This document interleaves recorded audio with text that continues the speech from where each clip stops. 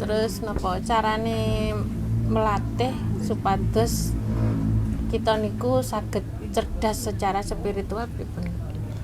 Kita harus bisa menyadari. Ketika kita bisa menyadari, akhirnya timbul kesadaran itu, Mbak.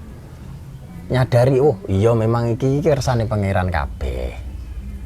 Nah, akhirnya iki ngilmune Gusti Allah sing maha luas, akhirnya iki awake dhewe iso nampa, ngono lho, Mbak. Contoh ngene ya, contoh. Jenengan sampai ke sini tadi. Ini yang menggerakkan siapa? Tuhan kan? Nggih. Saya duduk di sini, yang mendudukkan saya di sini ini siapa? Ketika Tuhan sudah menghendaki kita ini saling bertemu, istilahnya dijodohkan lah, nah, ditakdirkan untuk bertemu. Lah kita bertemu, akhirnya kita ngobrol seperti ini. Ini yang menghendaki siapa? Tuhan sendiri.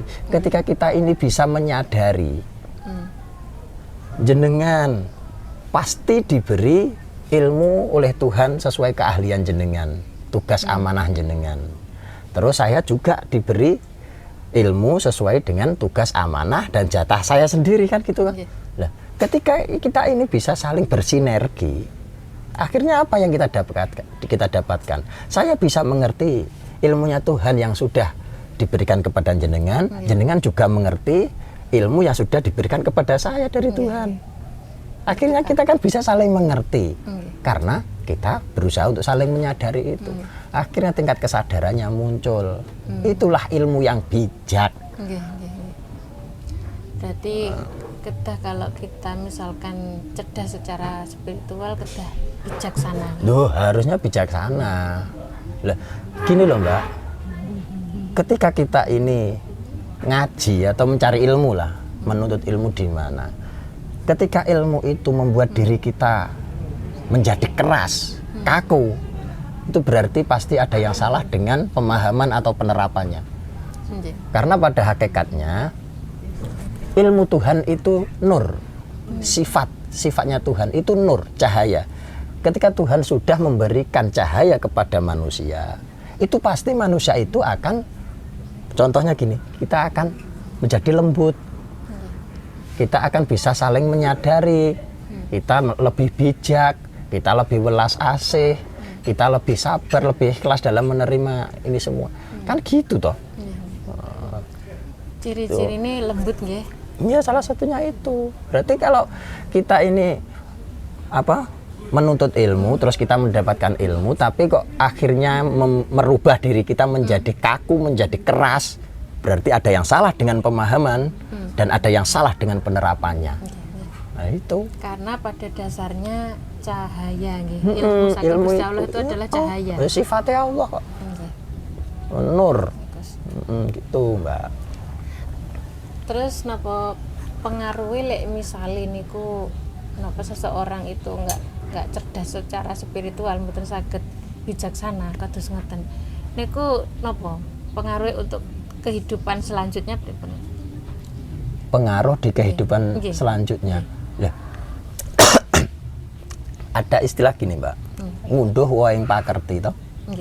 Nah, orang yang kalau belum bisa bijak dalam mengamalkan atau menerapkan ilmunya, ini kan biasanya kan orang kan suka membuat kerusakan. Entah itu kerusakannya itu lewat dari tutur katanya atau perbuatannya.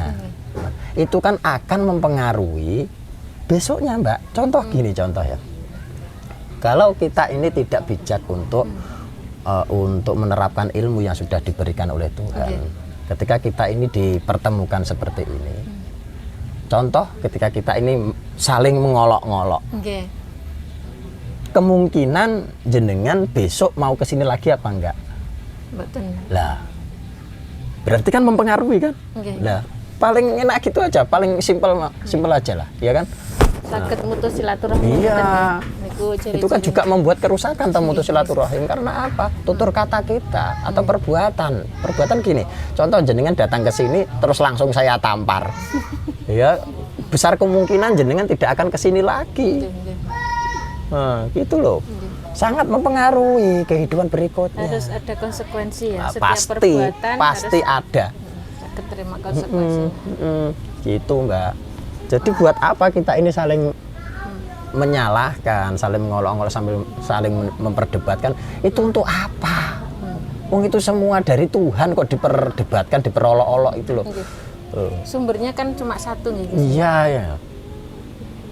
Padahal secara hakikatnya ketika orang itu mau menjelek-jelekkan manusia, padahal manusia itu kan ciptaan Tuhan, itu kan sama halnya memperolok-olok atau menyalahkan yang menciptakan. Ya, yang menciptakan itu siapa? Tuhan. Itu loh, maaf loh Mbak, yang namanya iblis itu hebat loh. Pripun, Gus? Yang namanya iblis itu dibilang sakti-sakti, ngalim-ngalim, taat-taat. Tapi kenapa iblis itu dilaknat sampai masuk neraka? Karena apa? Ada rasa sombong di dalam dirinya. Manusia kalah alim dengan iblis. Malaikat kalah, Jibril pun kalah. Tapi ada keakuan, ada kesombongan di dalam dirinya. Saya lebih baik, saya lebih hebat, saya lebih taat, saya lebih ahli ibadah daripada kamu. Itu yang membuat kita itu dilaknat. Nggih, niku sing bedakan antara iblis kalian sing ingkang cahaya nggih. Lek cahaya niku lembut, lek iblis niku bisa jadi lembut, bisa jadi lebih alim, nanging asline arogan ngoten nggih. Sebenarnya iblis itu adalah sebuah gambaran, tapi memang ada makhluknya. Tapi kalau kita ini berusaha untuk memahami tentang ilmu kehidupan yang sejati, iblis itu adalah bagian dari manusia juga, gitu loh Mbak. Nah, jadi ketika manusia ini sudah melakukan perbuatan yang di luar batas atau di luar kendali manusia, sewajarnya manusia, itu sudah sifat iblis, Mbak. Nah, itu loh. Ciri-ciri ini sing paling utama arogan, sombong niku nggih. Ya, di dalam hatinya sudah tertanamkan seperti itu. Merasa dirinya paling bagus, paling baik, paling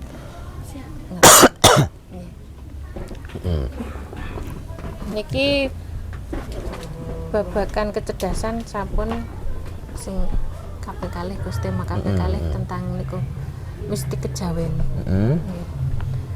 Kan Jawa niku enten napa proses alkulturasi antara Islam sama budaya Jawa, tradisi Jawa. Niku sejatosé enten tokoe pencetus tentang bahasanya kita punya keyakinan tauhid itu. Lah, itu pencetusnya kan tetap para wali dulu, Mbak. Dan tiap itu kan awalnya dari para wali dulu. Tapi kan sekarang kan sudah berkembang lagi karena kan sudah beda zaman. Dan sebenarnya para wali itu sampai sekarang itu tetap ada. Nah, contoh Wali Songo itu tetap ada loh Mbak sampai sekarang itu. Nah, karena apa? Tanpa adanya Wali Songo, bubar tatanan ini. Tidak jadi nata jagat. Ngaten nggih. Iya. Itu ada dalam bentuk apa, Gus? Ada ajarannya atau orangnya masih hidup? Ajaran dan orangnya masih. Karena apa? Ini terus diregenerasi, Mbak. Ketika contohnya Wali Songo aja ya. Wali Songo ketika meninggal satu, pasti ada terlahir satu lagi. Pokoknya tetap Songo. Tetap 9. Karena apa? Itu adalah wakil dari 9 ini. Hawa ini. Gitu. Makanya namanya Songo nggih. Enten napa? Secara art makna enten. Ada. Itu memang perwakilan dari ini Hawa 9 ini. Itu kan Wali Songo. Tanpa adanya Wali Songo bubar, Mbak. Karena untuk mengendalikan nafsu-nafsu ini sebenarnya kan itu, makanya juga digambarkan, bukan digambarkan, diwujudkan dalam bentuk manusia. Gitu loh Mbak. Sejatosé Wali Songo niku nggih ngajaraken babagan niku Gus, napa manunggaling kawula Loh Gusti. pasti. Contoh gini aja lah. Kita tadi kan membahas tentang tatanan syariat toreko hakikat makrifat. Nggih. Nah, saya tadi kan bilang itu sebuah tatanan. Yang namanya tatanan berarti kan menjadi satu manunggal, Nggih. ya kan? Nah, padahal di dalam tatanan ini syariat ini raga. Nah, bisa dibilang ini kawulo. Nggih. Nah, tapi ketika sudah ke atas lagi, ya masuk ke atas apa? Hakikat makrifat. Ini kan tentang ketuhanan, Nggih. Gusti. Nggih. Nah, ketika jiwa dan raga, nyawa dan raga manusia ini masih menyatu, ini dibilang bisa dikatakan manunggaling kawulo. Kawulo badan ini yang tidak bisa berbuat apa-apa tanpa adanya yang maha hidup di dalam diri. Dan yang menggerakkan kita adalah yang maha hidup itu sendiri yang berada di dalam diri manusia. Makanya bisa dikatakan manunggaling kawulo kelawan Gusti. Kawulo ini wujud nyata raga, Gusti itu wujud badan alus. Gitu loh. Nggih, Gus. Nah, badan alus berarti kan ya termasuk sukma, nyawa, roh, kan itu toh. Nanging kok napa pemahaman niku Siti Jenar kok mendapatkan kontroversi? Maaf loh Mbak, karena kebanyakan zaman dulu itu banyak yang membelokkan fakta sejarah. Oh, ngaten. Yang menjadikan ajaran Syekh Siti Jenar itu menjadi sesat atau menyesatkan. Itu kan di era Belanda toh Mbak. Oh, ngaten nggih. Sebenarnya itu sama dengan ajaran Wali Songo. Gini loh Mbak ya, Syekh Siti Jenar itu ya. Ini saya gambarkan yang paling mudah. Angka itu ada berapa Mbak? 10. 10 ya. Oke. Pertama apa? 1 1, 2, 3, 4, 5, 6, 7, 8, 9, 10. 0 balik. Oh, nol. 0 ya. Oke. Nah, pinter berarti. Hitung-hitung. Saya hitung-hitung. Nah, ini sebuah gambaran juga. Oke. Songo 1 sampai 9. Ini adalah gambaran dari Wali Songo. Yang 0 itu ya, ini ya gambaran dari Syekh Siti Jenar itu. Kan tentang kefanaan toh yang diajarkan. Oh, ngaten. Kosong, suwung. Gitu loh. Penyebabnya napa Gus kok iso napa niku Dianggap suwung? Nggih, pemahaman Siti Jenar dianggap sesat niku Ya pripun? karena pembelokan sejarah dari Oh, zaman Belanda kolonial masalahnya itu loh. ngaten ya. Yang diajarkan para wali songo ya tentang kesuwungan juga, tentang manunggaling kawula kelawan Gusti juga. Karena apa? Di dalam setiap ajaran-ajaran itu kan pasti ada kitab-kitab di antara wali-wali itu loh. Itu pasti ada kitab. Contoh yang berada di dalam Museum Sunan Derajat. Ini ada yang membahas tentang ilmu manunggaling kawula kelawan Gusti, ini ada. Di setiap para wali songo ini pasti ada kitabnya, Mbak. Dan itu pembahasannya ya tentang suwung ini. Karena apa? Ketika kita ini belum bisa menyuwungkan diri, kita tidak akan mengetahui isi di dalam suwung itu sendiri. Nah, makanya sifat keakuan ini, suwung itu kan menghilangkan sifat keakuan di dalam diri toh. Ketika manusia belum bisa menghilangkan keakuan atau kesombongan di dalam diri, tidak akan pernah berisi yang benar-benar isi. Gitu loh Mbak. Makanya ada konsep berisi adalah kosong, kosong adalah berisi itu. Jadi supaya tidak tersesat itu langkahnya apa harus ini melalui tahap yang tadi syariat, tarekat, hakikat, makrifat itu tahapannya biar nggak tersesat. Itu kalau dikatakan tahapan ya tahapan, tapi kalau saya pasnya lebih pas lagi, saya mengatakan itu adalah sebuah tatanan. Tatanan. Tatanan. Tapi dalam membentuk tatanan memang ada tahapannya kan gitu toh Mbak. Nah, karena apa? Yang namanya tatanan. Contoh paling enak itu gini. Kita ini dalam satu tatanan syariat, toreko, hakikat, makrifat yang berbentuk wujud manusia nyata ini, ya kan? Syariat saya tak baleni nih, ya. Saya ulangi lagi ya. Syariat wujud rogo. Nah, toreko batin. Nah, hakikat rasa, makrifat keyakinan kita pada yang maha hidup. Kita dihidupkan ini kan akhirnya wujud hidup inilah. Ini makrifat pada hakikatnya seperti itu. Lek berarti lek pasu ten tema awal wau kecerdasan spiritual itu letaknya ten pundi sing sekawan iki wau. Letak lha nek nggone kesadaran niku Mbak. Kecerdasan niku Mbak akhirnya. Rasa nggih berarti tarekat. Lek misale dibanding nih kali tahapan-tahapan nih lho, tahapan syariat, tarekat, hakikat, makrifat niku ten pundi nih? Puncak dari ibadah, kesempurnaan ibadah itu di dalam syariat, Mbak. Syariat nih. Oh, syariat, Mbak. Ya, kesempurnaan dari suatu ibadah itu di dalam syariat. Kesempurnaan ilmu itu ketika manusia mau melakukan apa yang dia mengerti. Oh, nggih. Gitu loh. Berarti kalau nerima kecerdasan spiritual itu harus Ada mengaplikasikan. penerapan. Iya, pasti harus ada Kalau penerapan. misalkan hanya pinter tok, konsep tok ya percuma. Percuma. Nggih. Contoh gini lah Mbak, ketika jenengan ini lapar. Nggih. Nah, lapar, harusnya apa yang jenengan lakukan? Nggih. Apa hanya dengan meditasi terus kenyang?